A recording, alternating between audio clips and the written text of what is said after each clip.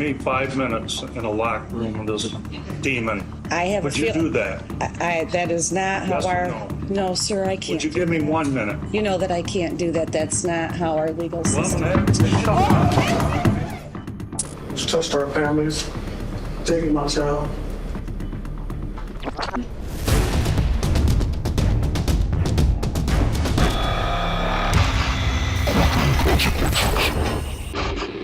This is Larry Nassar, The word Nassar will permanently be associated with child sexual abuse. who was facing multiple sexual abuse charges in Michigan. Nassar, who served as the team doctor for USA Gymnastics, was accused of sexually assaulting hundreds of gymnasts under the guise of medical treatment, many of whom were Olympians. Police said Nassar manipulated the athletes into believing that he was their trusted friend and advisor. You have to protect your athletes. You have to let them know that we care. You have to not let them know, but let them feel it. Let them understand it. Let them breathe it. Nassar was brought in for questioning, where he claimed that he was in fact the victim. That's my self-torture, I guess you could say. That. Yes, she was victimized. Yes, I was victimized to myself. Instead, Nassar blamed the young women he victimized, saying they should have said something sooner. I don't get it. Why didn't she say something if she was feeling violated in any way, shape, and form? There was no communication. Okay. Nassar also defended his medical procedures. If you don't have patient confidence and patient trust, you would have been having my here how many times? Right. Okay, especially when I'm doing this on 10-year-olds, 12-year-olds, okay, with their parents there. But I'm obviously doing a doggone good job explaining things, okay, because what? However, authorities botched up the investigation, and Nassar was initially released. But as more and more victims came forward, Nassar once again faced the music. Has there been another complaint? I'm just so confused right now. The reason I'm asking is that we did have another complaint. Really? Yeah. And it's a patient from a while ago. Do you ever get aroused during these exams? I shouldn't be getting an erection during an exam. This is why I'm talking to you about this, Yeah. because this young girl and her mother both observed this on more than one occasion during treatment. Nassar again tried to defend his actions and played the victim card. But this time, his game was up. If there was arousal, it's I mean, like, it would be because of whatever. I don't know, but I'm not trying to... Whatever, I don't know. Well, I don't know. When you're a guy, sometimes you get an erection. It's like blindsiding someone. You know what I mean? It's like you're doing this, and you're doing it for good to help someone, and they're giving you the positive feedback that you're helping them. How do I know I'm hurting them? Eventually, Nassar pleaded guilty to multiple charges of criminal sexual conduct. At his sentencing, more than 150 victims gave powerful and emotional testimonies. The word Nassar will permanently be associated with child sexual abuse. What kind of a person has the audacity to sexually assault a child in front of their mother? I will be out in the real world, thriving, empowering, and standing by others while you rot in a prison cell the rest of your life. A victim described how Nassar destroyed her family. You used my body for 6 years for your own sexual gratification. That is unforgivable. You convinced my parents that I was a liar. My father and I did our best to patch up our tattered relationship before he committed suicide in 2016. The mother of one of the victims also spoke on behalf of her now deceased daughter. And I had been in the room with her during her examination, as usual. And I said, "Are you ready to go to lunch?" And she's like, "No, Mom, I just want to go home." And I said, "What's wrong? Are you in pain?" And she said, "Mom, I just want to go home." And I said, "Okay." So we got in the car, and I said, and she started bawling.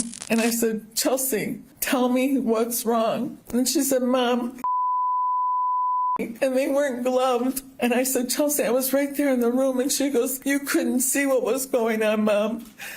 And she said, "He hurt me." In 2009, she took her own life because she couldn't deal with the pain anymore. However, nobody could have imagined what was to follow when the father of a victim asked the judge to address Nassar directly. I would ask you to, as part of this sentencing, to grant me 5 minutes in a locked room with this demon. Would you do that? That is not how Yes or our... no? No, sir, I can't. Would you give me 1 minute? You know that I can't do that. When denied, he decided to take matters into his own hands. Well, I'm going to have to get stuff.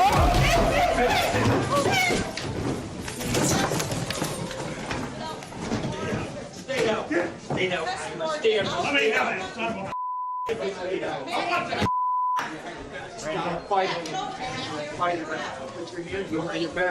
that stuff behind your back. I know. Give me 1 minute with that. The grieving father was arrested and taken away by court officers. After the dust settled, Judge Rosemarie Aquilina had some harsh words for the defendant. Because you are guilty, aren't you? Are you guilty, sir? I said my plea, exactly. As much as it was my honor and privilege to hear the sister survivors, it is my honor and privilege to sentence you. Because, sir, you do not deserve to walk outside of a prison ever again. You have done nothing to control those urges, and anywhere you walk, destruction will occur. I find that you don't get it, that you're a danger. You remain a danger. I am a judge who believes in life and rehabilitation when rehabilitation is possible. I don't find that's possible with you. Your decision to assault was precise, calculated, manipulative, devious, despicable. Eventually, it was time for Nassar to learn his fate. I'm giving you 175 years, which is 2,100 months. I just signed your death warrant. I'm so horribly sorry that this was like a match that turned into a forest fire out of control. And I pray the rosary every day for forgiveness for I want them to heal. I want this community to heal. I have no animosity towards anyone. I just want healing. It's time. You used that position of trust that you had in the most vile way to abuse children. I agree that now is a time of healing, but it may take them a lifetime of healing while you spend your lifetime behind bars. Ultimately, the disgraced doctor was sentenced to 175 years in prison. While Larry Nassar's case is one of the worst sexual assault scandals in the history of sports, what happens when you taunt a grieving father in court? Like in the case of Michael Madison, who was on trial for multiple murders in Ohio. According to reports, Madison kidnapped and killed 3 women in 2013 before dumping their bodies in plastic bags near his home in East Cleveland. It was a call about a bad smell that led police to this abandoned home and garage. 2 of the bodies were found here. The 3rd victim was found in an overgrown field about 100 yards away. Police also found decomposed human remains at his apartment. There was evidence of decomposition fluid, several parts of the apartment building. There were maggots that were attached to the decomposition fluid. Madison was arrested and charged with 3 counts of aggravated murder. If convicted, he could be facing the death penalty. At his trial, the defense claimed the killings were spontaneous and in the heat of the moment. That each one of these individuals was killed with a sudden eruption of violence, not a considered course of action as required by prior calculation and design. He made no effort to bury these bodies and really conceal them, despite the fact that they're in fairly obvious areas. But the prosecution argued that Madison's actions were calculative and premeditated. He killed them in the same way, at the same place, and in a short time frame.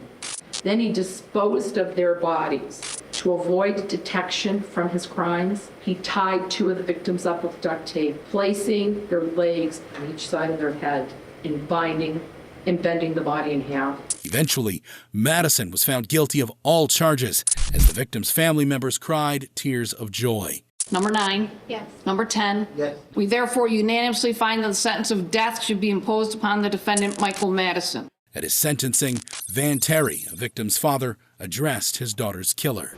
Right now, I guess we're supposed to, in our hearts, forgive this crime. It's touched our families, taking my child.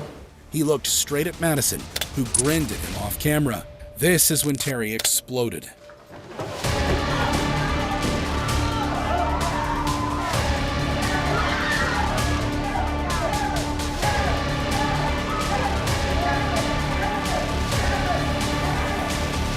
Fortunately, Terry was quickly apprehended and taken out of the courtroom.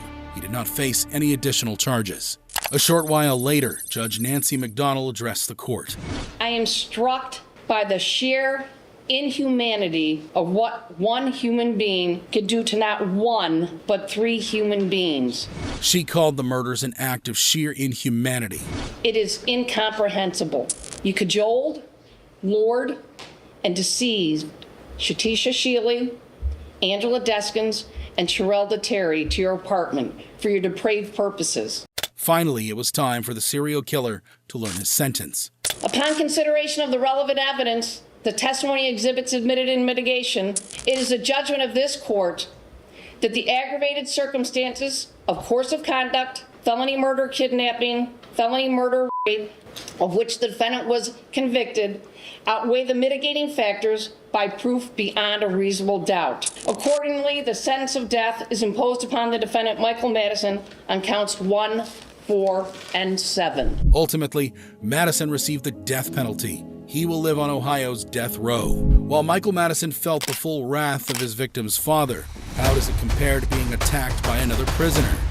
Like in the case of Christopher Elwell, who's facing child molestation charges in New Hampshire. According to reports, 28-year-old Elwell sexually assaulted a 4-year-old at his Dover apartment while the child was having a sleepover with his 9-year-old daughter.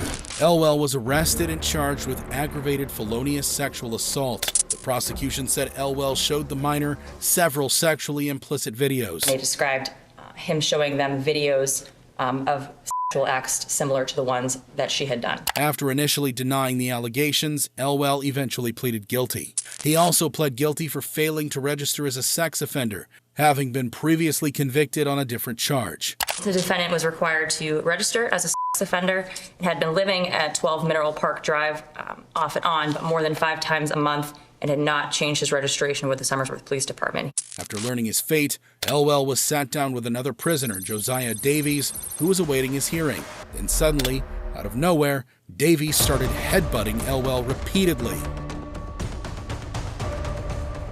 Elwell seemed impassive as court deputies quickly apprehended Davis.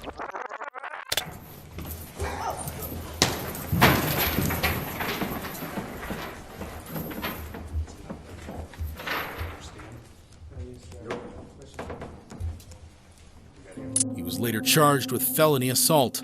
As for Elwell, he was ultimately sentenced to 7.5 to 15 years in prison. While some may say Christopher Elwell received justice from an unexpected source, what happens when the person to deliver the justice is your cellmate? Like in the case of Stephen Sanderson, who's facing murder charges in Michigan. The reason I killed him was because he was a child. Interview with prisoner Sanderson, is it? Yeah. Okay, go ahead and explain to me basically what you told the staff when you came out of the cell. According to reports, Sanderson, who was already serving life without parole in state prison for a 1991 murder case, attacked and killed 67-year-old Ted Dyer in their cell. Later, Sanderson gave a chilling confession to the police. Why don't you just go ahead and tell us what happened? All right, I guess he decided to clear his conscience or something, but, he told me what he was in prison for, that he had, was accused of raping an 11-year-old girl, and he got 25 to life for it, and, I told him that's enough, I don't want to hear any more. I first, punched him a couple times, still wouldn't shut up, still kept telling me he wanted to explain that he didn't do it, that he was being set up and all this stuff, and I don't know, I just got mad and then hit him, and then I killed him. When I hit him and knocked him out, and then I took the shoelaces out of his shoes, tied them together, wrapped it around his neck, and killed him. He eventually pleaded guilty to the murder charge. How do you wish to plead to the second count of murder in the second victim? Guilty? Yes, sir. And doing so freely and voluntarily? Yes. Doing so because you are guilty? Yes, sir. All right. In court, Sanderson justified taking the life of his cellmate by giving a specific reason. The reason I killed him was because he was a child molester. Back in 2014, Dyer was convicted of sexual criminal conduct for molesting a 9-year-old girl. All right, well, he was my bunkie, and I had found out that he was in prison for child molestation. Really bad case. So that night he was trying to justify why he did it, and I just told him to be quiet, and he would have to leave in the morning to find a new cell, but he continued to talk about it and try to justify it. So he was a little bit bigger than me, so I got down and I hit him in his face a few times, and when he fell, I wrapped a cord around his neck and I took his life. As a formality to the guilty plea, Sanderson's lawyer confirmed the basics. But you did in fact kill him? Oh, sure. And you intended to? Oh, sure, yes. At his sentencing, Sanderson addressed the public response he received following the murder. You know, since this all happened, it's kind of been, people think I'm some kind of hero, but I'm actually not. I just, did what I thought was best. He said Dyer's real judgment was yet to come. I've been getting these emails saying that, it's not my position to judge anybody, and I want to make it quite clear that I didn't judge him. I know God is the only judge we have. I've just set the appointment up. Sanderson showed no remorse for his actions and said he would do it again given the chance. I don't feel bad for what I did. I feel bad for maybe his family or something, but as far as remorse towards him, no. While Stephen Sanderson believes he did a good deed by killing another person, what happens when brother attacks brother in court? Like in the case of Quinn Bowes, who was charged with the death of his infant in Indiana. According to reports, 23-year-old Bowes is accused of killing his 11-week-old son at their home in Gibson County. In Gibson County, a plea deal has been reached in the case of a man accused in the death of his son. Bowes initially told authorities the child had stopped breathing after falling from his bed. However, an investigation revealed that the infant died from blunt force trauma to the head. Bowes eventually pleaded guilty to domestic battery, resulting in death. Then something shocking happened at his sentencing. A heavily shackled Bowes was leaving the courtroom when he was met with a flurry of punches.